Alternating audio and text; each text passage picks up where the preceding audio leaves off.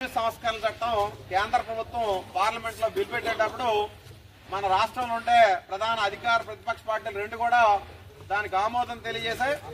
గత వైసీపీ ప్రభుత్వం ఆ చట్టాన్ని విద్యుత్ స్మార్ట్ మీటర్లు పెట్టడానికి కానీ లేదంటే వ్యవసాయ పంపు సెట్లకు కూడా మీటర్లు బిగించడానికి వీటన్నిటికి కూడాను ఆ రాష్ట్ర ప్రభుత్వం ఆమోదించింది. ఇప్పుడు టీడీపీ, బీజేపీ, జనసేన కూటమి కూడా అదే విధానాలు కొనసాగిస్తూ ఆ స్మార్ట్ మీటర్లు ఆల్రెడీ జిల్లాలో అనేక మండలాలు ఇప్పటికే షాపింగ్ కాంప్లెక్స్ అలాగే మొత్తం కాలేజీలు వీటన్నిటి కూడా పెట్టి ప్రజలపై భారాలు వేపడానికి నిర్ణయం చేస్తున్నారు. 96 నెలల పాటు ఆ స్మార్ట్ మీటర్ ఖరీదు కూడా ప్రజల మీద ప్రతి నెల ఆ విద్యుత్ ఛార్జీల్లో భాగంగా మనకు వస్తుంది.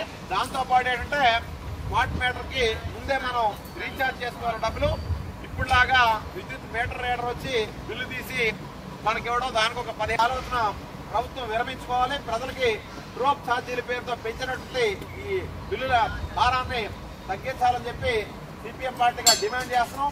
అలా కాని పక్షంలో గతంలో 2000 సంవత్సరంలో కూడా విద్యుత్ ఛార్జీలు ఇదే టీడీపీ ప్రభుత్వం పెంచిన నేపథ్యంలో వేలాది మందితో బషీర్బాగ్ లో, హైదరాబాద్ లో చేపట్టాం.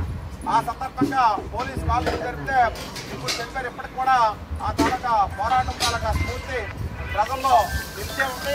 అందుకు ప్రభుత్వం ఇటువంటి తప్పుడు పద్ధతులు మానగానే ప్రజలపై భారాలు వేసే నిర్ణయాలను వెనక్కి తీసుకోవాలని చెప్పి, అలా కాకపోతే మాత్రం భవిష్యత్తులో ప్రజల మద్దతుతో మరిన్ని ఉద్యమాలు చేపడతామని చెప్పి సిపిఎం పార్టీగా రాష్ట్ర ప్రభుత్వాన్ని హెచ్చరిస్తున్నాం. ఈరోజు చేసుకుంటే మొబైల్ ఫోన్కి ఏ రకంగా అయితే రీఛార్జ్ చేస్తామో ఆ పద్ధతిలో 1500 రూపాయలు మనం రీఛార్జ్ చేసుకుంటే ఎన్ని యూనిట్లు అయితే వాడతామో అంతవరకు కరెంట్ వస్తుంది.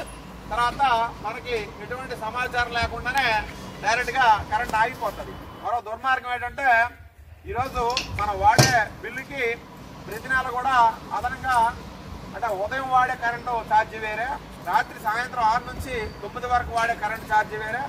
ఆ రకంగా అంటే ఎక్కువ విద్యుత్ వినియోగం వాడే టైంలో పీక్ అవర్స్ అంటారన్నమాట.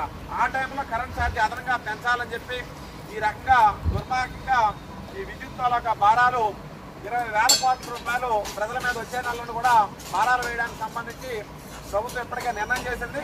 దానివల్ల ఇప్పటికే ఆయిల్ అలాగే పప్పులు, ఉప్పుల ధరలన్నీ కూడా నేపథ్యంలో ధరలను అదుపు చేస్తామని చెప్పి హామీ ఈరోజు అధికారులకు వచ్చినటువంటి కేంద్రంలో బీజేపీ ప్రభుత్వం కానీ రాష్ట్రంలో కూటమి ప్రభుత్వంగా రెండు కూడా ఏంటంటే విద్యుత్ స్మార్ట్ మీటర్లు పెట్టొద్దు, ప్రజలపై భారాలు వేయడం ఆపాలి, విద్యుత్ డ్రాప్ ఛార్జీల పేరుతో ప్రజలపై భారాలు వేయడం ఆపాలి, విద్యుత్ డ్రాప్ ఛార్జీల పేరుతో ప్రజలపై భారాలు వేయడం ఆపాలి.